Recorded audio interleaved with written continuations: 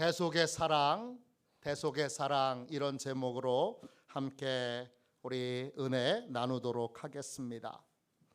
지난주 수요일부터 사순절이 시작됐습니다. 사순절은 뭐 하는 절기죠? 사순절이 영어로는 렌트입니다. 무슨 뜻이죠? 저희가 사순절을 열심히 지키고 또 여러 가지를 경험했는데, 사순절이 뭘 하는지 우리가 다 잘 아는데 사순절이라는 말의 뜻은 잘 모릅니다. 사순절이라는 말은 40일이라는 뜻입니다. 부활절을 기준으로 해서 40일 전에 부활절을 준비하면서 40일 동안 우리의 죄를 참회하며 금식하고 기도하며 우리의 마음을 정결하게 하는 것이 이 절기의 의미입니다. 헬라어로 테사 라코스테 이렇게 되어 있습니다. 40일이란 뜻입니다. 예수님도 공생의 사역을 하시기 전에 40일 동안 광야에서 금식하며 준비하셨습니다. 우리에게도 우리의 죄를 참회하며 우리의 마음과 생각을 정결케 하고 우리의 입술을 정결케 하고 우리의 손과 발을 정결케 하는 시간이 필요한데, 바로 이 사순절이 그런 기간입니다.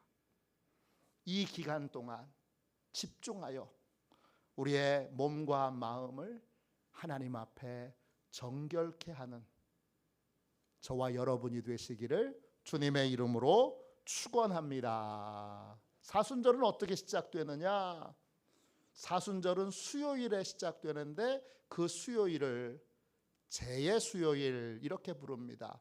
애쉬 웬즈데이.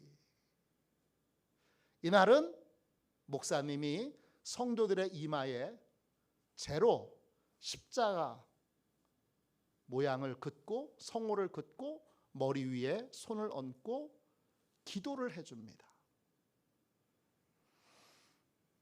이게 무슨 의미가 있는가? 저희도 작년에 수요일 날 이것을 했고 올해는 하지 않았는데 내년엔 또 할 겁니다. 올해 안 한 이유는 의미를 잘 설명하기 위해서입니다.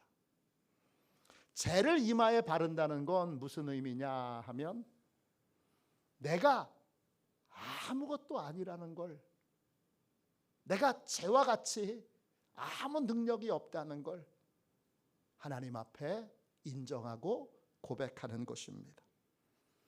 구원받는 일에 있어서, 하나님의 긍휼을 입는 일에서 하나님께 거듭나게 된 이 아름다운 구원의 사건에 있어서 내가 한 건 아무것도 없다는 걸, 나의 공로는 하나도 없다는 걸 인정하고 고백하는 예식이 바로 이 재의 수요일에 이마에 재를 바르는 것입니다. 구약에도 비슷한 예식이 있습니다. 유월절 청소입니다. 유월절은 이스라엘 백성들이 하나님의 백성으로 보호받고 구원받은 걸 감사하는 절기입니다. 구원의 절기예요.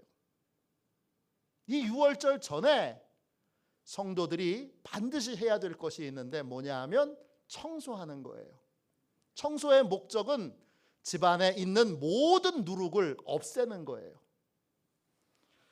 성경 말씀 출애굽기 12장 15절에 이렇게 되어 있어요. 너희는 이레 동안 무교병을 먹을지니 그 첫날에 누룩을 너희 집에서 제하라. 무릇 첫날부터 일곱째 날까지 유교병을 먹는 자는 이스라엘에서 끊어지리라. 누룩은 땅을 부풀게 만드는 이스트예요. 부풀게 만드는 건 뭐예요? 부푸는 건 나를 높이는 거예요. 나를 자랑하는 거예요. 나의 행위를 아주 특별하고 귀한 것으로 그렇게 여기는 거예요. 누룩을 제거하는 건 뭐예요? 구원에 있어서 내가 한 게 아무것도 없다는 걸 인정하는 거예요. 하나님의 특별한 사랑을 받는 하나님의 백성이 된 데에 나의 공로는 하나도 없습니다. 이걸 인정하고 고백하는 것이 바로 유월절 청소예요. 모든 정결함은 자기 부인에서부터 시작됩니다. 내가 아무것도 아니라는 것이죠. 사순절도 우리가 정결케 되기 위해서 자기 부인으로부터 시작해야 합니다. 나의 공로는 아무것도 없습니다. 내가 자랑할 것이 아무것도 없습니다. 이렇게 고백해야 합니다. 요한복음 3장에 보면 예수님이 구원받는 걸 거듭난다 이렇게 설명하셨어요. 거듭난다는 말은 다시 태어난다는 말이에요. 태어나는 걸 생각해 보면 이 구원에 아주 중요한 특징이 하나 있다는 걸 알게 됩니다. 우리가 엄마 뱃속에서 태어날 때 여러분이 어떤 역할을 하셨습니까? 엄마 뱃속에서 우리가 태어날 때 우리가 한 역할이 뭐죠? 아무것도 없습니다. 엄마의 역할로 또 하나님의 역할로 누군가의 힘에 의해서 우리는 그냥 태어나게 됐습니다. 구원도 마찬가지입니다. 우리의 힘으로 우리의 경건으로 거듭나게 된 것이 아닙니다. 전적인 하나님의 능력으로 전적인 하나님의 은혜로 우리가 거듭나게 된 것입니다. 다시 태어나게 된 것입니다. 내가 다시 태어나 하나님의 백성이 되고 하나님의 자녀가 된 데에는 내가 한 일은 아무것도 없습니다. 이것을 인정하는 것으로 사순절은 시작되는 것입니다. 오늘은 이 사순절 첫 번째 주일을 맞이하여 나의 구원에 있어서 내가 한 건 정말 아무것도 없고 나의 구원에 있어서 성령님이 하신 일은 무엇인가? 이것에 대해서 함께 말씀을 나누겠습니다. 할렐루야.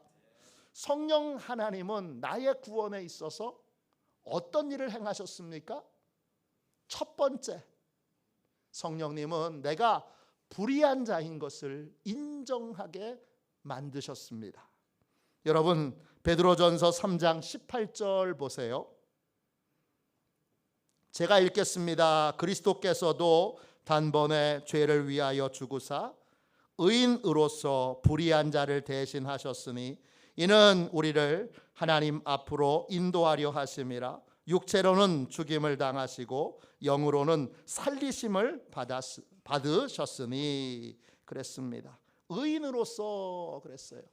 예수님은 의로운 분이세요. 죄가 없는 거룩한 분이세요. 그분이 불의한 자를 대신해서 십자가에 못 박혀 죽으셨어요. 구원을 받으려면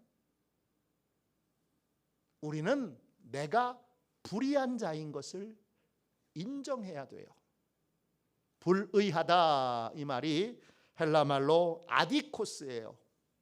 이 말은 두 개의 단어로 이루어져 있어요. 아와 디케예요. 아는 없다 이런 뜻이고 디케는 옳은 것이란 뜻이에요. 불의는 뭐예요? 내 안에 옳은 것이 하나도 없다. 이게 불의예요. 구원을 받으려면 내 속에 옳은 것이 하나도 없습니다 라는 걸 인정해야 돼요. 근데 이게 어려운 일이 아니라 불가능한 일이에요. 우린 그렇게 내가 완전히 불의하여 내 속에 옳은 것이 하나도 없습니다 라는 걸 인정할 수 없는 존재들이에요.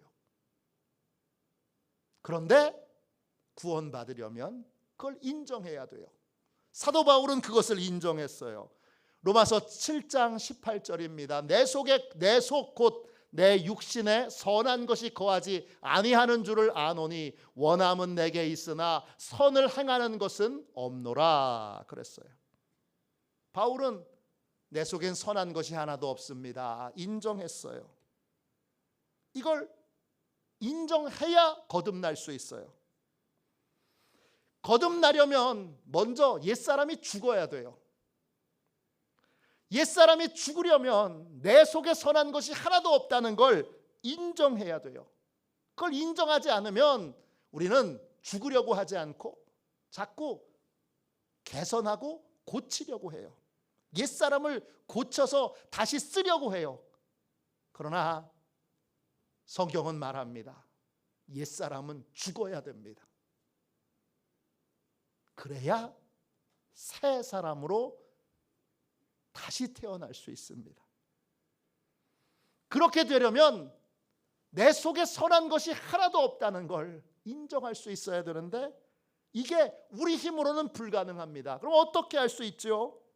성령님이 내 죄를 깨우쳐 주실 때에 비로소 내 안에 선한 것이 하나도 없다는 걸 인정할 수 있게 됩니다.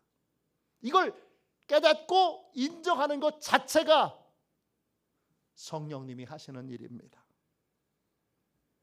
거듭나기라는 책을 쓴 찰스 콜슨이 있습니다. 백악관에서 일하던 아주 유명한 변호사인데 이번은 워터게이트 사건으로 감옥에 가기 전까지 자신은 아주 좋은 사람이라고 생각했습니다. 그는 착한 사람들이 하는 모든 행동을 했어요. 그는 어마어마한 금액의 자선 기부금을 매년 냈습니다. 또 가난한 사람이 도와달라 그러면 얼른 도와줍니다. 그는 어렸을 때부터 아버지에게 거짓말하면 안 된다 이렇게 교육을 철저히 받아서 늘 진실만을 말하는 사람이었습니다. 그는 성탄절에 자기가 받은 성탄 선물, 백악관에서 일하니까 얼마나 성탄 선물을 많이 받겠어요. 어마어마하게 많이 받은 그 선물들을 백악관에서 일하는 운전사들, 청소부들, 전화 교환원들, 그 직원들에게 그 선물들을 다 나눠줬습니다. 그는 공무원으로 월급 외에는 일절 어떤 돈도 받지 않았습니다. 그는 스스로 생각하기를 하나님이 계신다면 하나님은 나한테 최상의 점수를 줄 것이다. 그렇게 생각하며 살았습니다. 그런데 어느 날 그의 친구 톰 필립스에게 복음을 듣습니다. 가장 인생에서 절망적인 순간에 톰 필립스를 하나님이 보내셔서 그에게 복음을 전하게 합니다. 그 복음을 듣는 순간 성령님께서 인생에 처음으로 자신이 깨끗하지 못한 존재, 하나님의 용서가 필요한 죄인이라는 것을 깨닫게 하십니다. 그날 그는 그것을 깨닫고 나서 비로소 구원의 길에 들어서게 됩니다. 성령님은 우리의 죄를 깨닫게 하십니다. 요한복음 16장 7절 8절입니다. 내가 너희에게 실상을 말하노니 내가 떠나는 것이 너희에게 유익이라. 내가 떠나지 아니하면 보혜사가 너희에게로 오시지 아니할 것이요 가면 내가 그를 너희에게로 보내리니 그가 와서 죄에 대하여 심판에 대하여 죄에 대하여 의에 대하여 심판에 대하여 세상을 책망하시리라. 성령님이 오시면 죄를 깨닫게 하세요. 이 죄를 깨닫기 전까지 우리는 도덕적인 사람이라고, 내가 다른 사람에 비해서 그래도 괜찮은 사람이지, 내가 그래도 착한 사람이지, 이런 생각을 하며 인생을 살아가게 됩니다. 그런 생각 속에서 살아가는 인생들은 결코 거듭날 수 없습니다. 그러면 나는 괜찮은 사람이지 이렇게 생각하면서 인생을 살다가 결국 지옥 가게 됩니다. 성령님이 죄를 깨닫게 해주셔야 합니다. 반드시 거듭나야 할, 반드시 옛사람이 죽고 다시 태어나야 될 그러한 존재인 것을 스스로 인정할 수 있어야 합니다. 노벨 문학상을 받은 알렉산더 솔제니치는 그의 책 수용소 군도 2권에서 자신에 대해서 이렇게 고백했습니다. 나는 여기서 나 자신의 생활과 모든 행동들을 돌이켜보고 있는데 내 자신이 선한 일을 하고 있다고 생각했었지만 실제로는 모든 것이 악이었다. 거듭남은 내 실체를 제대로 보는 것으로부터 출발합니다. 내 안에 선한 것이 하나도 없는 죄인이란 걸 성령님이 깨닫게 해주시는 순간, 그때부터 비로소 구원은 시작되는 것입니다. 그 일을 행하시는 분이 바로 성령이십니다. 둘째, 성령 하나님은 나의 구원을 위해 어떤 일을 행하십니까? 성령님은 하나님께서 그리스도의 십자가에서 나의 구원을 위한 모든 준비를 끝내셨다는 사실을 깨닫게 하십니다. 하나님이 나를 구원하시기 위한 모든 준비를 끝내셨다. 이걸 성령님이 깨닫게 해주십니다. 오늘 말씀 베드로전서 3장 18절 말씀을 다시 한번 읽겠습니다. 그리스도께서도 단번에 죄를 위하여 죽으사 의인으로서 불의한 자를 대신하셨으니 이는 우리를 하나님 앞으로 인도하려 하심이라. 육체로는 죽임을 당하시고 영으로는 살리심을 받으셨으니. 죄 없는 거룩한 분이신 예수님이 불의한 나를 위해서 내 죄를 대신해서 단번에 십자가에서 죽으셨습니다. 단번에, 이 말이 헬라어로 하팍스예요. 뜻은요, 한 번에 모든 것을 해결하셨다는 뜻이에요. 영어로 once for all. 한 번에 모든 사람의 죄를, 모든 사람의 죄값을 주님이 다 단번에 해결하셨어요. 십자가에서 단번에 모든 사람의 죄를 해결하신 분이 주님이세요. 주님은 죄값을 치르셨을 뿐만 아니라 죄인들은 어디 가죠? 죄인들은 지옥에 가게 됩니다. 정확하게 말하면 지금 음부에 내려가게 됩니다. 예수님이 우리의 죄를 대신해서 십자가에 못 박혀 죽으시고 부활하시기 전까지 어디 계셨죠? 주님은 음부로 내려가셨습니다. 여러분, 베드로전서 3장 19절 20절을 보세요. 18절 끝에 육체로는 죽임을 당하시고 영으로는 살리심을 받으셔서 어떻게 하셨어요? 19절, 그가 또한 영으로 가서 옥에 있는 영들에게 선포하시니라. 그들은 전에 노아의 날 방주를 준비할 동안 하나님이 오래 참고 기다리실 때에 복종하지 아니하던 자들이라. 방주에서 물로 말미암아 구원을 얻은 자가 몇 명뿐이니 겨우 8명이라. 예수님이 십자가에서 우리의 죄를 대신해서 십자가에 못 박혀 죽으시고 우리가 마땅히 가야 될 음부를 대신 가셨습니다. 제가 사도신경을 아주 꼼꼼하게 강해한 적이 있습니다. 그때 우리나라 번역본에는 원래 원본에 빠진 부분이 있다는 걸 알게 됐습니다. 여러분, 우리 성경책 맨 앞에 주기도문 사도신경이 있는데 한번 찾아보세요.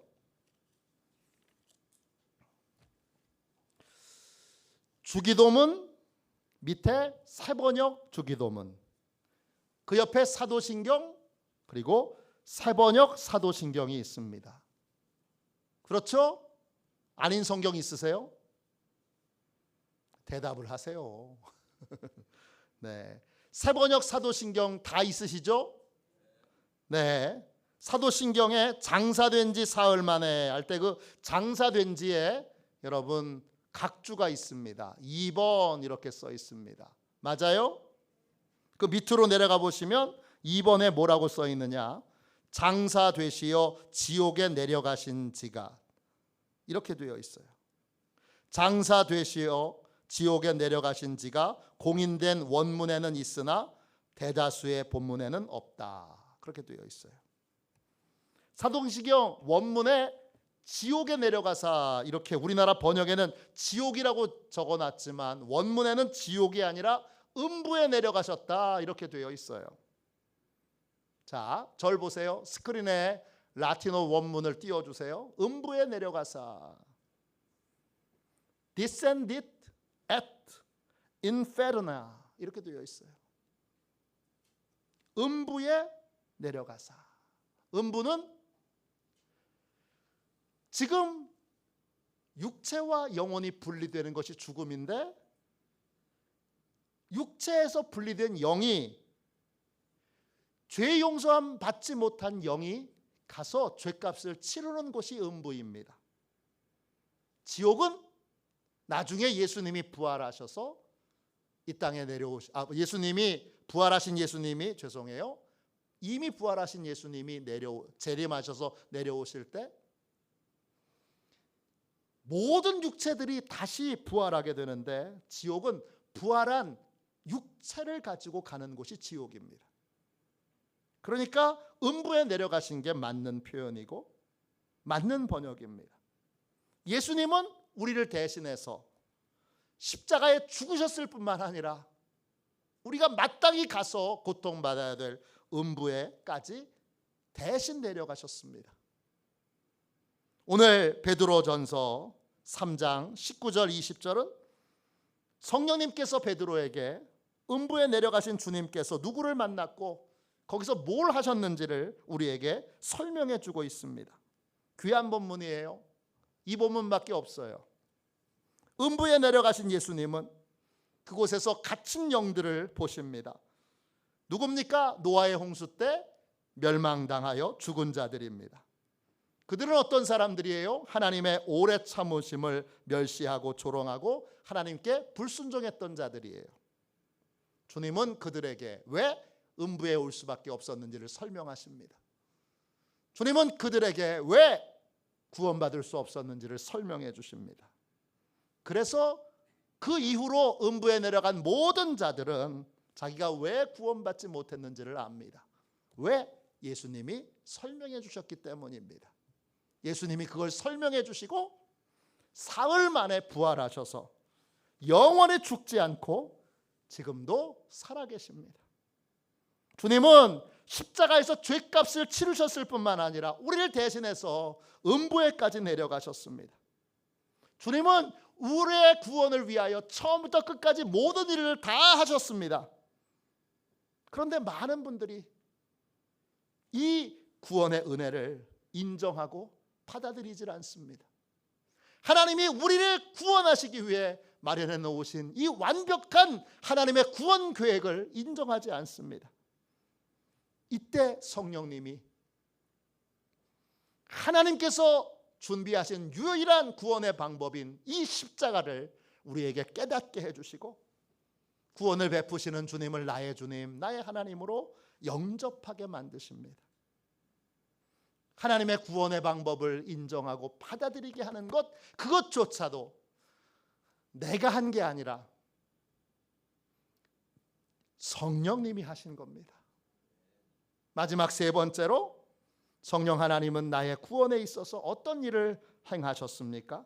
성령님은 구원자이신 예수님을 주님으로 영접하게 하셔서 새로운 삶을 살게 하십니다. 18절 말씀을 다시 한번 더 읽겠습니다. 베드로전서 3장 18절입니다. 그리스도께서도 단번에 죄를 위하여 죽으사 의인으로서 불의한 자를 대신하셨으니 이는 우리를 하나님 앞으로 인도하려 하심이라. 육체로는 죽임을 당하시고 영으로는 살리심을 받으셨으니.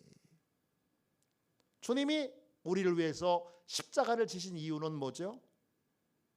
우리를 하나님께로 인도하기 위해서입니다. 구원의 목적은 하나님을 만나게 하는 것이고 하나님의 인도를 따르는 삶, 하나님과 동행하는 삶을 살도록 하기 위해서입니다. 이걸 위하여 성령 하나님은 이 구원의 목적을 이루기 위하여 예수님을 나의 주님, 나의 하나님으로 영접하게 하십니다. 요한복음 1장 12절 13절입니다. 영접하는 자, 곧 그 이름을 믿는 자들에게는 하나님의 자녀가 되는 권세를 주셨으니 이는 혈통으로나 육정으로나 사람의 뜻으로 나지 아니하고 오직 하나님께로부터 난 자들이니라. 영접한 자는 하나님에게서 다시 태어나서 하나님의 자녀가 됩니다. 그러면 이 사람은 이전과는 전혀 다른 삶을 살게 됩니다. 예수님을 영접한 사람은 이전과 다른 삶을 살게 되는데 어떤 삶을 사느냐? 주님이 좁은 길을 걷는 삶, 좁은 문으로 들어가는 삶을 산다고 말씀하셨습니다. 마태복음 7장 13절 14절입니다. 좁은 문으로 들어가라. 멸망으로 인도하는 문은 크고 그 길이 넓어 그리로 들어가는 자가 많고 생명으로 인도하는 문은 좁고 길이 협착하여 찾는 자가 적음이라. 예수님을 주님으로 영접하면 그때부터는 좁은 길을 걸어가게 됩니다. 좁은 문으로 걸어가게 됩니다. 어우 힘들어. 근데 여러분 기억하세요. 아무나 좁은 문으로 들어갈 수 있는 게 아닙니다. 아무나 좁은 길을 걸어갈 수 있는 게 아닙니다. 성령님이 은혜 베푸신 사람만 그 길을 걸어갈 수 있습니다. 성령님의 은혜로 예수님을 나의 주님, 나의 하나님으로 영접한 사람만이 예수님과 동행하는 삶을 성령님이 살게 하시는 사람만이 그 길을 걸어갈 수 있습니다. 누가복음 13장 24절입니다. 좁은 문으로 들어가기를 힘쓰라. 내가 너희에게 이르노니 들어가기를 구하여도 못하는 자가 많으리라. 좁은 문 힘들어요. 그래도 택함 받아서 은혜 받아서 가는 거예요. 아무나 못 가요. 가고 싶다고 가는 게 아니에요. 성령님이 택하여 주신 사람만 가요. 그 길은 어떤 길이죠? 좁은 문, 좁은 길은 어떤 길이에요? 주님께 충성하는 길이에요. 주님의 진리를 열심히 배우는 길이에요. 또 주님처럼 사랑하는 길이고 용서하는 길이에요. 성령님께서 우리를 충성의 길, 진리의 길, 사랑의 길, 용서의 길로 인도하세요. 그게 거듭난 자의 삶의 길이에요.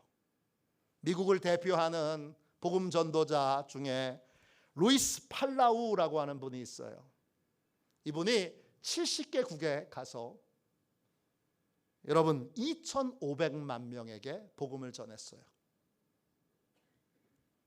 1971년 11월에 페루 리마라는 곳에서 복음을 전하는 대형 집회를 열었어요. 그 회중 중에 한 여자가 있는데 그 여자는 페루 밀림에서 게릴라 활동을 하는 여전사예요.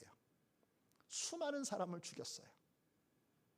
근데 그날 성령님이 강력하게 역사하셔서 이 여자가 예수님을 나의 주님, 나의 하나님으로 영접하게 됐어요.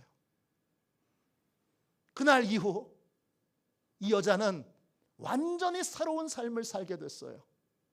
현재 이 여자는 이 수많은 사람들을 죽였던 여전사, 여게릴라, 이 여성은 변화돼서 2,000명 이상의 고아들을 돌보는 고아원을 운영하고 있어요. 페루 빈민가 아이들을 위하여 학교를 세우고 교회를 세우는 일들을 하고 있어요. 완전히 달라져서 좁은 문, 좁은 길을 걸어가고 있어요. 루이스 팔라우가 영국에서 대형 집회를 열었을 때 미신을 계속 숭배하던 한 귀족 여성이 성령의 은혜로 예수님을 나의 주님, 나의 하나님으로 영접하게 됐어요. 그녀는 어렸을 때부터 예수님을 영접하기 전까지 늘 두려움 속에서 살았어요. 한 번도 마음이 편안했던 적이 없어요. 근데 예수님을 주님으로 영접한 다음에 하늘에 놀라운 평안을 누리게 됐어요.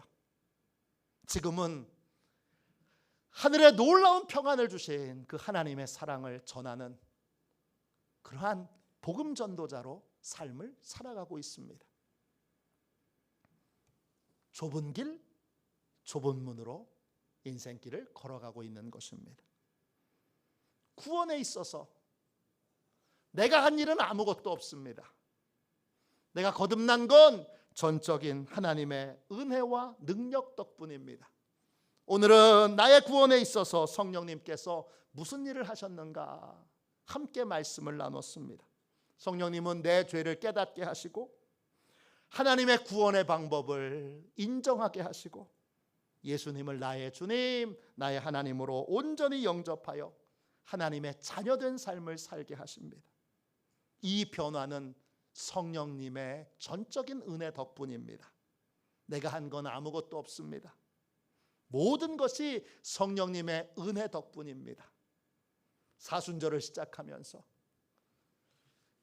이제 나의 능력, 나의 힘을 의지하던 삶에서 이제는 성령님을 의지하고 성령님의 능력을 의지하고 성령님의 인도를 따르는 그러한 성령님의 사람들이 다 되시기를 주님의 이름으로 축원합니다. 우리 이 시간 찬송가 우리 191장 1절만 우리 박수 치면서 한번 뜨겁게 찬양하고 우리 통성으로 기도하겠습니다. 주님, 이 사순절을 맞이하여 철저히 성령님을 의지하고 성령님을 따르는 성령의 사람이 되게 해주세요. 오늘부터 모든 것을 성령님께 맡기고 성령님의 인도를 따르는 성령님과 동행하는 복된 인생을 살게 해주세요. 그렇게 우리 뜨겁게 기도하도록 하겠습니다. 191장